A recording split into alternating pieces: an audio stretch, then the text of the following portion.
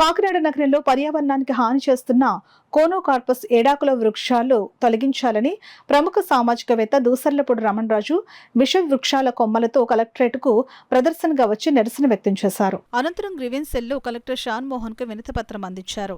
ఈ సందర్భంగా రమణరాజు మాట్లాడుతూ కూటమి ప్రభుత్వం డిప్యూటీ సీఎంకు వ్రాసిన లేఖపై కొణిదెల పవన్ కళ్యాణ్ స్పందించి కలెక్టరేట్లో సమీక్ష నిర్వహించి కోనోకార్పస్ ఏడాకుల చెట్లు ఎక్కడ ఉన్నా అంచెలంచెలుగా తొలగించి వేప మొక్కలు నాటాలని ప్రభుత్వ జిల్లా యంత్రాంగం ద్వారా ఆదేశాలు ఇచ్చినా కేవలం బోట్ క్లబ్ పార్కులో మాత్రమే తొలగించారని అన్నారు. రోగ నిరోధక శక్తి తగ్గిన వారికి కోనోకార్పస్ ఏడాకుల చెట్ల వల్ల తీవ్ర అనర్థం ఉన్నందున వీటిని తొలగించాలని డిమాండ్ చేశారు. ఈ మొక్కలు తీసివేయమని చెప్పారు. అయితే నగరపాలక సంస్థ వారు బోట్ క్లబ్లో మాత్రమే నరికారు తప్ప ఎక్కడ కూడా తీయలేదు. నరికిన వాటి నుంచి కూడా మళ్ళీ మొక్కలు పెరిగిపోతూ ఉన్నాయి.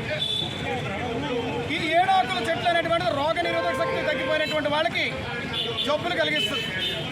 ఈ ఏడాకుల చెట్లు అనేటువంటిది శీతాకాలంలో తీవ్రమైనటువంటి దుర్గంధం వ్యాపిస్తుంది. ఈ దుర్గంధం 100 మీటర్ల పరిధి మేరకు ఉంటుంది.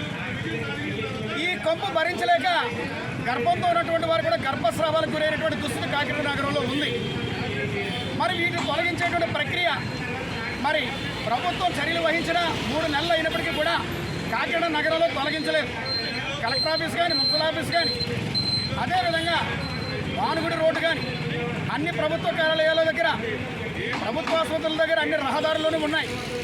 వీటిని తొలగించే కార్యక్రమం చేయాలని డిమాండ్ చేస్తున్నాం.